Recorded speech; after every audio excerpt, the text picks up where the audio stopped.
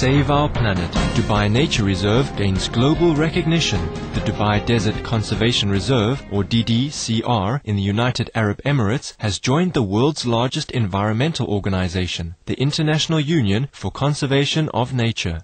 Its acceptance is due to the long-term efforts of His Highness Sheikh Mohammed bin Rashid Al Maktoum, Vice President and Prime Minister of the United Arab Emirates, who believes it is important to preserve the Emirates' history and heritage of natural desert origins.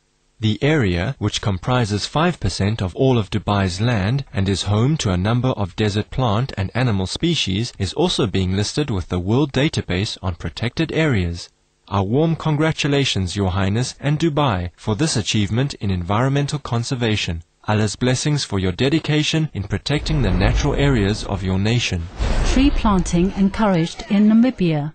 Last month's National Arbor Day was celebrated through a planting of 2,000 trees and donation of a further 15,000 seedlings nationwide. Thousands of trees have already been planted under the government's tree planting project, with tree nurseries in all 13 regions of the country having also been established. Minister of Agriculture, Water and Forestry, John Mutawa, is encouraging all Namibians to consider trees in their day-to-day activities for the restoration of livelihoods and nature across the land. God rewards your green efforts, Minister Mutawa and Namibia, and thank you for your wise leadership in shining the way for a more sustainable and secure future for your fellow citizens. Singapore helps companies in going green.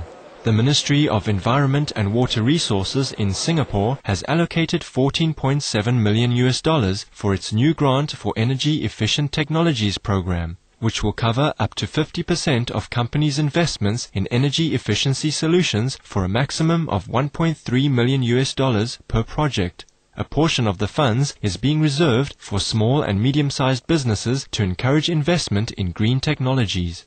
Ministry of Environment and Water Resources, we welcome your commitment to aiding Singapore's businesses in their switch to a green future. May your nation be graced with both economic and environmental prosperity. Arctic atmospheric pollution becoming a global concern. In a recent study conducted by research scientists in France, Arctic snow was found to be releasing significant amounts of nitrogen oxides. These compounds were found to originate in nitrates deposited on the snow cover that had been carried by winds from around the world.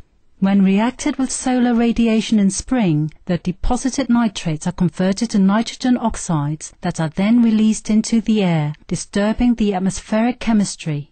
The scientists affirmed that these findings illustrate the need for global involvement to solve environmental dilemmas. Our sincere appreciation, French researchers, for your efforts in sharing this alarming information. Through heaven's grace and our benevolent actions, we pray for the quick return of our world to a pristine and peaceful state. Malaysia and Sabah show many signs of global warming.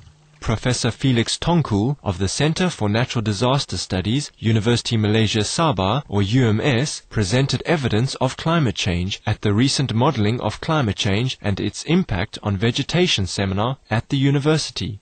Among the events he cited included the temperature rise in Malaysia over the decades, increasingly severe monsoon and storms, increased rainfall, more droughts and forest fires.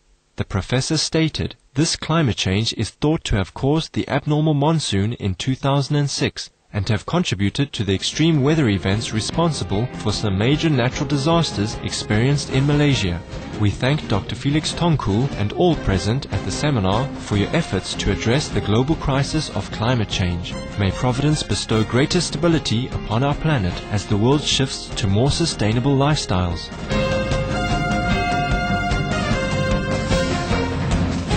Japanese company Mitsubishi Electric Corporation announces plans to expand its green business areas such as solar electric generation systems, as well as reduce the company's CO2 output by 5.1 million tons annually. Willamette University students and others in Salem, Oregon, USA participate in a bike ride to the state capitol building to encourage the government toward more action in addressing global warming.